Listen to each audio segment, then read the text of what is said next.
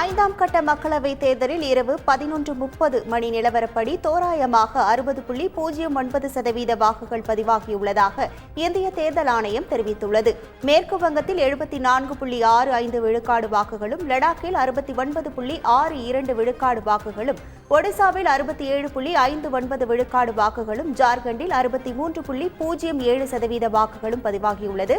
காஷ்மீர் மாநிலம் பாரமுல்லா தொகுதியில் கடந்த 35 ஆண்டுகளில் இல்லாத அளவுக்கு அதிக வாக்குப்பதிவும் அமைதியாகவும் தேர்தல் நடைபெற்றுள்ளதாக தேர்தல் ஆணையம் தெரிவித்துள்ளது.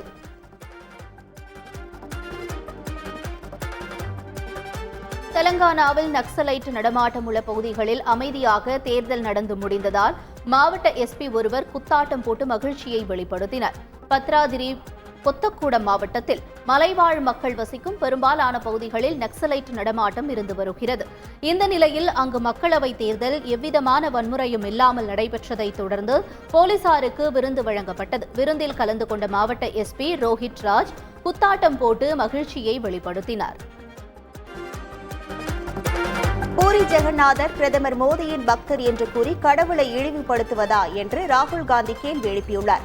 பூரி தொகுதி பாஜக வேட்பாளர் சம்பித் பாத்ரா ஊடகம் ஒன்றுக்கு அளித்த பேட்டியில் பூரி ஜெகநாதர் பிரதமர் மோடியின் பக்தர் என்று கூறியுள்ளார். இது கடும் விமர்சனங்களை ஏற்படுத்தியுள்ளது. பாஜகவினர் கடவுளை விட தங்களை மேலானவர்கள் என கருத தொடங்கியிருப்பதாக டெல்லி முதலமைச்சர் அரவிந்த் கெஜ்ரிவாலும் குற்றம் சாட்டியுள்ளார்.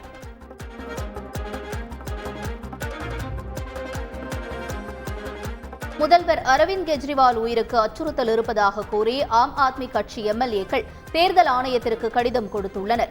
மத்தியில் ஆளும் பாஜக அரசால் தாக்குதல் நடத்த திட்டமிட்டுள்ளதாக தெரிகிறது என்றும், அரவிந்த் கெஜ்ரிவாலின் பாதுகாப்புக்கு குந்தகம் ஏற்பட்டால் அதற்கு பிரதமர் மோடி மட்டுமே பொறுப்பேற்க வேண்டும் என்றும் கடிதத்தில் கூறப்பட்டுள்ளது. தன் மீதான ஊழல் வழக்கு குறித்து டெல்லி அமைச்சர்கள் பொய்களை பரப்பி வருவதாக ஸ்வாதி மாலிவால் விளக்க அறிக்கை வெளியிட்டுள்ளார். பிபவ் குமாருக்கு எதிராக புகார் கொடுக்கும் முன்பு வரை ஆம் ஆத்மி கட்சியினருக்கு லேடி சிங்கமாக இருந்ததாகவும், தற்போது பாஜகவின் ஏஜென்ட் ஆகிவிட்டதாகவும் விமர்சித்துள்ளார். தன்னை பற்றி வீடியோ இருந்தால் கசிய விடுங்கள் என்று கட்சியினரிடம் நிர்வாகிகள் கேட்டுள்ளதாகவும், தனது உறவினர்களின் விவரங்களை ட்வீட் செய்து அவர்களது உயிருக்கு ஆபத்தை ஏற்படுத்துவதாகவும் ஸ்வாதி வேதனை தெரிவித்துள்ளார். கேரள மாநிலம் சிலந்தி ஆற்றின் குறுக்கே தடுப்பணை கட்டுவதை தடுக்க சட்ட ரீதியான நடவடிக்கை எடுக்க வேண்டும் என்று எதிர்க்கட்சித் தலைவர் எடப்பாடி பழனிசாமி வலியுறுத்தியுள்ளார். கோவையில் செய்தியாளர்களை சந்தித்த அவர், திமுக அரசு ஆட்சிக்கு வந்து ஒரு தடுப்பணை கூட கட்டவில்லை என்று விமர்சித்தார். மேலும் அதிமுக ஆட்சியில் அறிவிக்கப்பட்ட தடுப்பணைகள் கைவிடப்பட்டுள்ளதாகவும் அவர் குற்றஞ்சாட்டினார். சிலந்தி ஆற்றின் குறுக்கே தடுப்பணை கட்டும் கேரள அரசின் நடவடிக்கையை தமிழக அரசு தடுத்து நிறுத்த வேண்டும் என பாமக தலைவர் அன்புமணி ராமதாஸ் வலியுறுத்தியுள்ளார். இது தொடர்பாக அறிக்கை வெளியிட்ட அவர், சிலந்தி ஆற்றில் தடுப்பணை கட்டுவதன் மூலம் 55,000 ஏக்கர் நிலங்கள் பாதிக்கப்படும் என குறிப்பிட்டுள்ளார். கடைமடை பாசன பகுதியான தமிழ்நாடு எந்த ஆற்றின் உரிமையையும் விட்டுக் கொடுக்க கூடாது என்றும் அவர் வலியுறுத்தியுள்ளார்.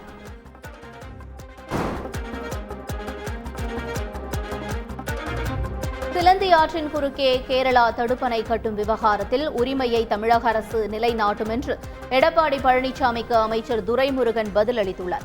இது தொடர்பாக அவர் வெளியிட்டுள்ள அறிக்கையில், காவிரி இறுதி தீர்ப்பில் தமிழகத்திற்கு கிடைத்த நீர் உரிமையில் 14.75 TMC-யை கள்ளமௌனம் சாதித்து தாரை வார்த்தது எடப்பாடி பழனிசாமி என்று விமர்சித்துள்ளார். காவிரி வடிநிலத்தில் கேரள மற்றும் கர்நாடக அரசுகள் மேற்கொள்ளும் சிறுபாசனம் பற்றிய விவரங்களை சேகரித்து கண்காணிக்க வேண்டும் என்று காவிரி நீர் மேலாண்மை ஆணைய கூட்டத்தில் தமிழக அரசு அழுத்தமாக வலியுறுத்தியதாகவும் குறிப்பிட்டிருக்கிறார். வரும் 24ஆம் தேதி வரை வங்கக்கடல் மிகவும் கொந்தளிப்பாக இருக்கும் என இந்திய வானிலை ஆய்வு மையம் எச்சரித்துள்ளது. தென்மேற்கு வங்கக்கடலில் குறைந்த காற்றழுத்த தாழ்வு பகுதி நாளை உருவாக வாய்ப்பு உள்ளதாகவும், இது மே 24ஆம் தேதி மத்திய வங்கக்கடலில் காற்றழுத்த தாழ்வு மண்டலமாக வலுப்பெற வாய்ப்புள்ளதாகவும் கூறப்பட்டுள்ளது. இதனால் மீனவர்கள் 2 தினங்களுக்கு கடல் பகுதிக்கு செல்ல வேண்டாம் என அறிவுறுத்தப்பட்டுள்ளனர். தமிழகத்தின் பல்வேறு பகுதிகளில் பரவலாக பெய்த மழையால் வெப்பம் தணிந்து குளிர்ச்சியான சூழல் நிலவியது. வேலூர் மாவட்டம் குடியாத்தம் சுற்றுவட்டார பகுதிகளில் பெய்த கனமழையால் விவசாயிகள், பொதுமக்கள் மகிழ்ச்சி அடைந்தனர். இதேபோல கரூர், சேலம், திண்டுக்கல் மாவட்டங்களில் பரவலாக மழை பெய்தது. இந்த மழையால் சாலைகளில் தண்ணீர் பெருக்கெடுத்து ஓடியது. மதுரை எய்ம்ஸ் மருத்துவமனை கட்டுமான பணிகளுக்கு சுற்றுச்சூழல் அனுமதியை தமிழ்நாடு அரசு வழங்கியுள்ளது. மதுரை எய்ம்ஸ் மருத்துவமனை கட்டுமான பணிகளுக்கான ஒப்பந்தம் பிரபல கட்டுமான நிறுவனமான L&T நிறுவனத்திடம் ஒப்படைக்கப்பட்டுள்ளது. கட்டுமான பணிகளுக்கான முன் நடவடிக்கையாக அந்த இடத்தை சுத்தம் செய்வது, நிலத்தை சமன் செய்வதற்கான பூமி பூஜை கடந்த மார்ச் 5ஆம் தேதி நடைபெற்றது. இதையடுத்து தற்போது சுற்றுச்சூழல் அனுமதியை தமிழ்நாடு அரசு வழங்கியுள்ளது. கஞ்சா வழக்கில் சவுக்கு சங்கரை 2 நாட்கள் போலீஸ் காவலில் விசாரிக்க மதுரை மாவட்ட போதைப் பொருள் தடுப்பு சிறப்பு நீதிமன்றம் அனுமதி அளித்துள்ளது. தேனியில் சவுக்கு சங்கரை கோவை போலீசார் கைது செய்தபோது அவரிடமிருந்து 2.5 கிலோ கஞ்சா கைப்பற்றப்பட்டது. இதனையடுத்து அவரை 7 நாட்கள் போலீஸ் காவலில் விசாரிக்க அனுமதிக்க கோரி பழனி செட்டிப்பட்டி போலீசார் மதுரை மாவட்ட போதைப் பொருள் தடுப்பு சிறப்பு நீதிமன்றத்தில் மனு தாக்கல் செய்தனர். இதனைத் தொடர்ந்து 2 நாள் போலீஸ் காவலில் விசாரிக்க அனுமதி அளிக்கப்பட்ட நிலையில் சவுக்கு சங்கர் தேனிக்கு அழைத்து செல்லப்பட்டார்.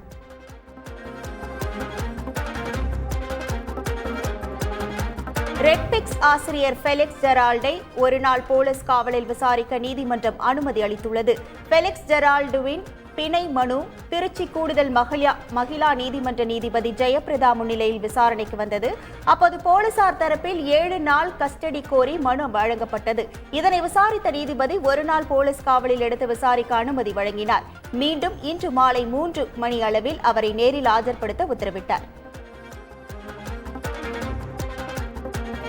சென்னை IIT நிர்வாகமும் இசையமைப்பாளர் இளையராஜாவும் இணைந்து IIT வளாகத்தில் மாஸ்ட்ரோ இளையராஜா இசை ஆராய்ச்சி மற்றும் பயிற்சி மையத்தை தொடங்கியுள்ளனர். இளையராஜாவும் IIT இயக்குநர் காமக்கோடியும் புரிந்துணர்வு ஒப்பந்தங்களை பரிமாறிக்கொண்டனர். முற்றிலும் மூங்கிலால் பிரத்யேகமாக வடிவமைக்கப்பட்டுள்ள இந்த சிறப்பு மையம் 1 ஆண்டில் முழுமையாக செயல்பாட்டிற்கு வரும் என IIT இயக்குநர் காமக்கோடி தெரிவித்திருக்கிறார்.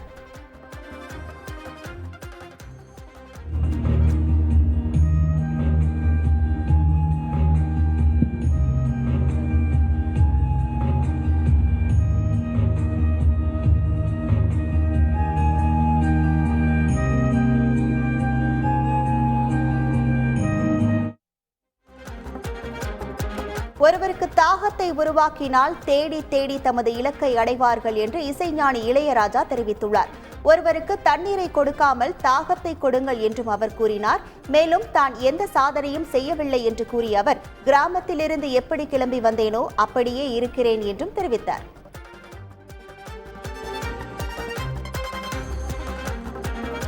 சென்னை IIT வளாகத்தில் நடைபெற்ற நிகழ்ச்சியில் தமிழ்தாய் வாழ்த்து பாடப்பட்ட போது திரிபுரா ஆளுநர் இந்திரசேனா இருக்கையில் அமர முயன்ற போது அவரை இளையராஜா எழுந்து நிற்க சொன்ன பிறகு அவர் எழுந்து நின்று மரியாதை செலுத்தினார். விழா தொகுப்பாளர் தேசிய கீதமும் அதனைத் தொடர்ந்து தமிழ்தாய் வாழ்த்து மற்றும் வந்தே மாதரம் ஆகிய பாடல்கள் பாடப்படும் என்று ஆங்கிலத்தில் தெரிவித்திருந்தார். இதனைத் தொடர்ந்து அனைவரும் எழுந்து நின்றனர். ஆனால் தேசிய கீதம் பாடப்பட்டதும் திரிபுரா ஆளுநர் இந்திரசேனா இருக்கையில் அமர்ந்தார். அதன் பிறகு இளையராஜா விவரத்தை சொன்ன பிறகு தமிழ்தாய் வாழ்த்து பாடலுக்கு எழுந்து நின்றார்.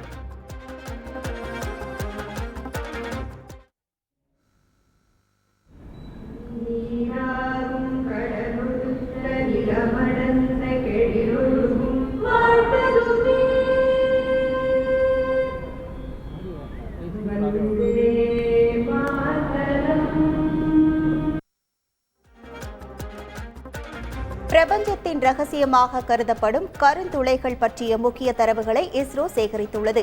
2015ஆம் ஆண்டு விண்ணில் ஏவப்பட்ட சாட் செயற்கைக்கோள் கருந்துளைகளில் இருந்து வெளியே வரும் எக்ஸ்ரே போட்டான் துகள்கள் குறித்த தரவுகளை சேகரித்துள்ளது.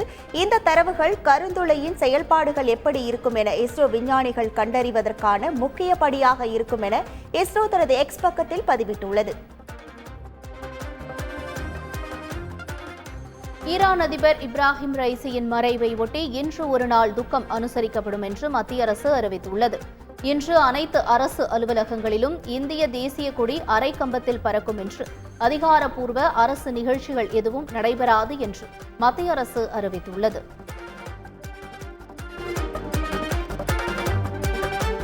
விபத்தில் உயிரிழந்த ஈரான் அதிபர் ரைசிக்கு ஐநா பாதுகாப்பு அவை உறுப்பினர்களும் ஈராக்கில் பொதுமக்களும் அஞ்சலி செலுத்தினர்.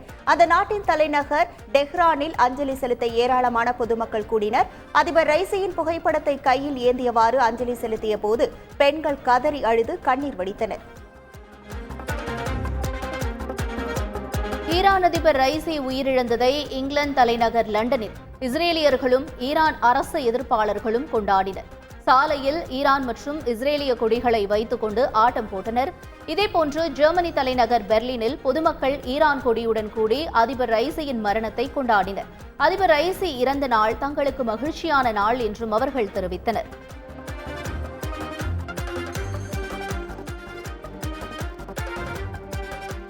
ஈரான் அதிபர் இப்ராஹிம் ரைசி உயிரிழந்ததை தொடர்ந்து அடுத்த அதிபரை தேர்ந்தெடுப்பதற்கான தேர்தல் ஜூன் 28ஆம் தேதி நடைபெறவுள்ளது. 50 நாட்களுக்குள் அதிபர் தேர்தல் நடத்த வேண்டும் என்பது ஈரானின் சட்டமாக உள்ளது. அதன்படி அதிபர் பதவிக்கான வேட்பாளர்கள் பதிவுக்கு மே 30 முதல் ஜூன் 3ஆம் தேதி வரை என்றும், தேர்தல் பிரச்சாரத்திற்கு ஜூன் 12 தொடங்கி 27 வரை என்றும் முடிவு செய்யப்பட்டுள்ளது. இதையடுத்து அடுத்த கட்ட பணிகளை மூத்த தலைவர்கள், அதிகாரிகள் மேற்கொண்டு வருகின்றனர்.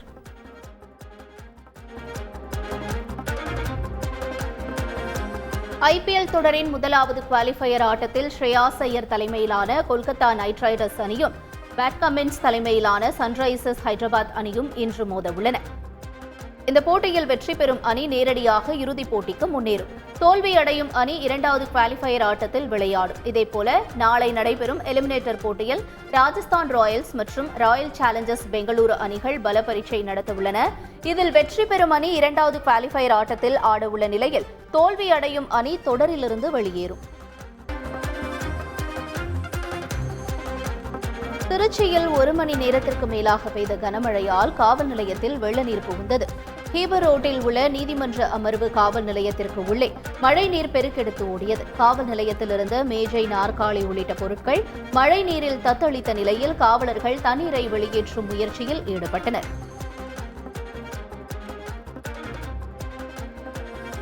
3 மணி நேரம் இடைவிடாது பெய்த மழையால் ஸ்ரீரங்கம் கோவிலில் மழைநீர் புகுந்தது சமூக வலைதளங்களில் வேகமாக பரவி வருகிறது.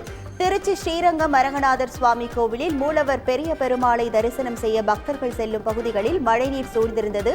பக்தர்கள் மிகுந்த சிரமத்துடன் மழைநீரில் நனைந்தபடியே சென்று பெருமாளை தரிசித்தனர். எனினும் மழை நின்ற பிறகு அங்கு தேங்கி நின்ற தண்ணீர் வடிந்துவிட்டது.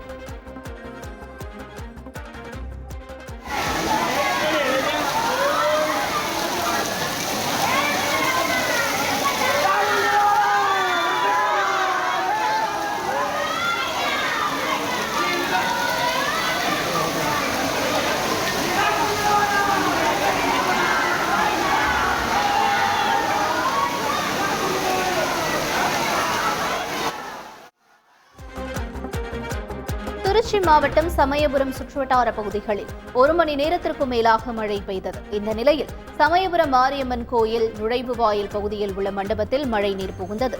இதனால் பக்தர்கள் தரிசனம் செய்வதில் சிரமம் ஏற்பட்டது.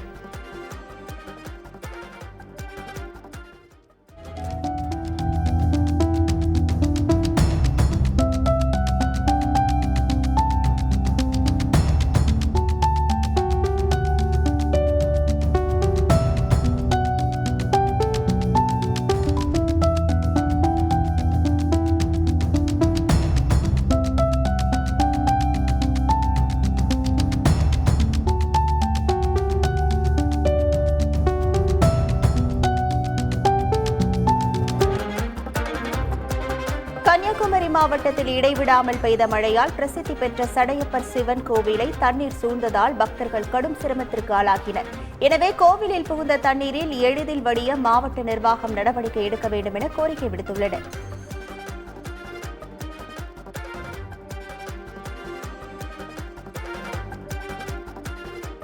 திருச்சி மாவட்டம் மணப்பாறை மற்றும் சுற்றுவட்டார பகுதிகளில் கனமழை கொட்டி தீர்த்தது.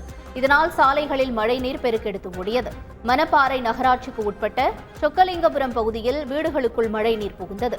இதனால் அங்கு வசிக்கும் தூய்மை பணியாளர்கள் வேதனை அடைந்துள்ளனர்.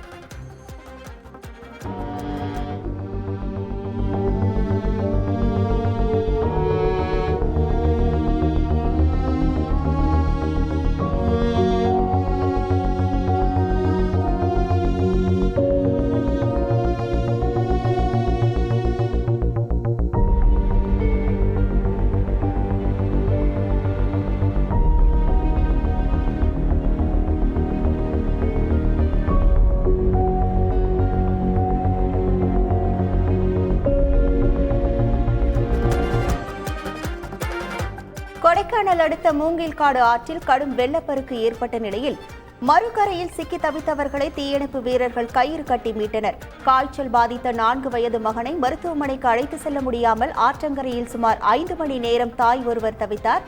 தகவல் அறிந்து வந்த கோட்டாட்சியர் மற்றும் தீயணைப்பு துறையினர் காய்ச்சலால் பாதிக்கப்பட்ட சிறுவனை கயிறு மூலம் பத்திரமாக மீட்டு மருத்துவமனைக்கு அனுப்பி வைத்தனர். கோவை மயிலாடுதுறை ஜனசதாப்தி எக்ஸ்பிரஸ் ரயிலில் மழைநீர் ஒழுகியதால் பயணிகள் கடும் அவதி அடைந்தனர். மேலும் மழைநீர் ஒழுகும் இடத்தில் டீ குடிக்கும் பேப்பர் கப்பை வைத்து மழைநீர் விழுகாதவாறு செய்தனர். எனவே ரயில் நிர்வாகம் உரிய நடவடிக்கை எடுத்து தீர்வு காண வேண்டும் என்று பயணிகள் கோரிக்கை விடுத்துள்ளனர்.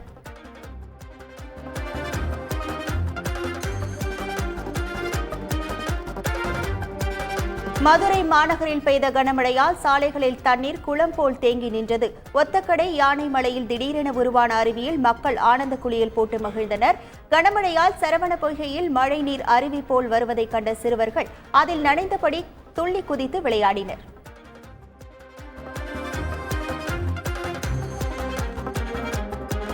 சென்னை மதுரவாயல் பகுதியில் வானம் மேகமூட்டத்துடன் காணப்பட்டது.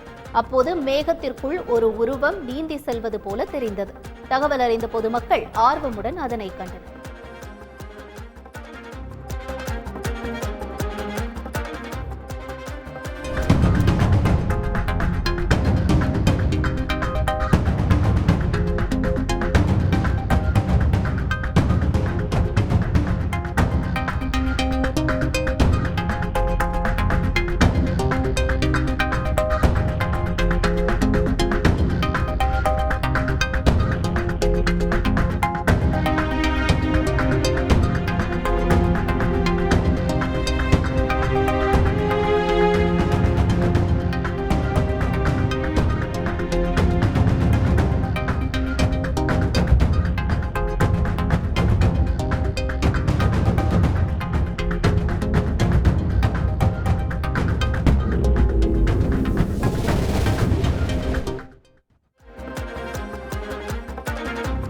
கேரள மாநிலத்தில் கனமழை பெய்து வரும் நிலையில் பத்தனம்திட்டா, கோட்டயம், இடுக்கி ஆகிய மாவட்டங்களுக்கு இன்று ரெட் அலர்ட் விடுக்கப்பட்டுள்ளது.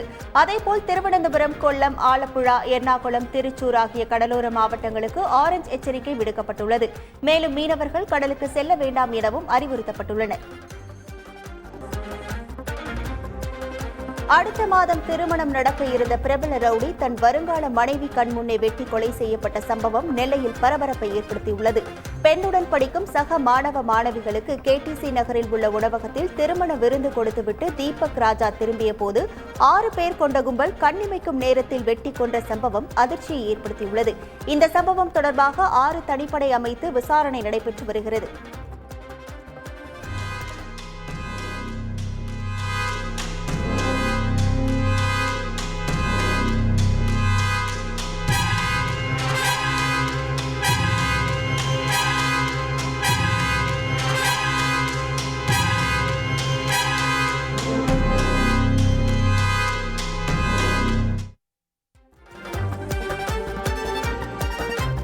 உதகை மலர் கண்காட்சி 26ஆம் தேதி வரை நீட்டிக்கப்படுவதாக மாவட்ட ஆட்சியர் தலைவர் அருணா தெரிவித்துள்ளார். நீலகிரி மாவட்டம் உதகையில் 11 நாட்களாக நடைபெற்று வந்த மலர் கண்காட்சி நேற்றுடன் நிறைவு பெற்றது. நிறைவு விழா நேற்று நடைபெற்றாலும் மேலும் 6 நாட்கள் கண்காட்சி நீட்டிக்கப்படுவதாக மாவட்ட ஆட்சித்தலைவர் அருணா தெரிவித்திருக்கிறார். மதுரையில் பெண் ஒருவர் அதிவேகமாக ஓட்டி சென்ற கார் சென்டர் மீடியனில் மோதி நின்றது. மதுரை அண்ணா நகர் பகுதியைச் சேர்ந்த கவிதா என்பவர் அதிவேகமாக ஓட்டி சென்ற கார் குருவிக்காரன் சாலை மேம்பாலத்தில் உள்ள சென்டர் மீடியனில் மோதி விபத்துக்குள்ளானது. அப்போது காரின் முன்பக்க டயர் கழண்டு விழுந்ததால் பரபரப்பு ஏற்பட்டது. இந்த விபத்தில் காரில் இருந்தவர்கள் அதிர்ஷ்டவசமாக காயம் ஏற்படாமல் தப்பினர்.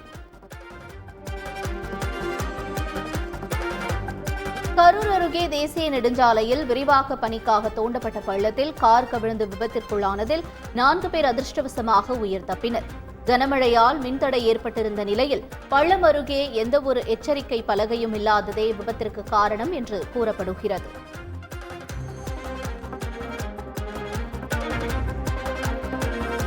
ஒட்டன்சத்திரம் அருகே சாலையில் நிறுத்தி வைக்கப்பட்டிருந்த இருசக்கர வாகனத்தில் மினி வேன் மோதி விபத்து ஏற்படுத்தும் CCTV காட்சிகள் வெளியாகியுள்ளது.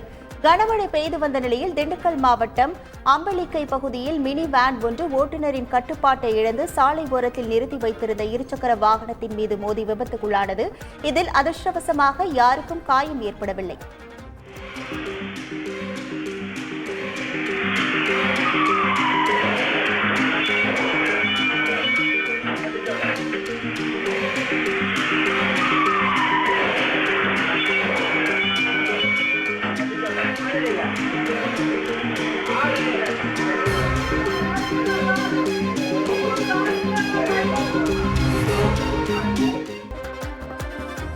சபரிமலை கோவிலில் பக்தர்களுக்கு வழங்கப்படும் அரவணை பாயாசம் மற்றும் அப்பத்தில் மீண்டும் ஏலக்காய் சேர்க்கப்பட உள்ளது. இதற்காக 12,000 கிலோ ஏலக்காய் கொள்முதல் செய்ய தேவசம் போர்டு டெண்டர் அறிவித்துள்ளது. எந்த ரசாயனமும் இல்லாத ஏலக்காய் வழங்க வேண்டும் என்ற விதிகளுடன் புதிய டெண்டரை தேவசம் போர்டு விடுத்துள்ளது.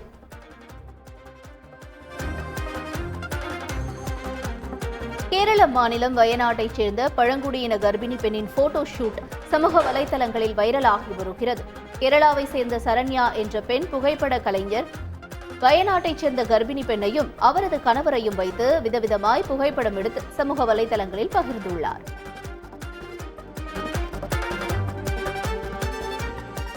போலந்து நாட்டில் கனமழையுடன் ஆலங்கட்டி மழை பெய்ததோடு சாலைகளில் ஐஸ் கட்டிகளுடன் மழைநீர் பெருக்கெடுத்து ஓடியது.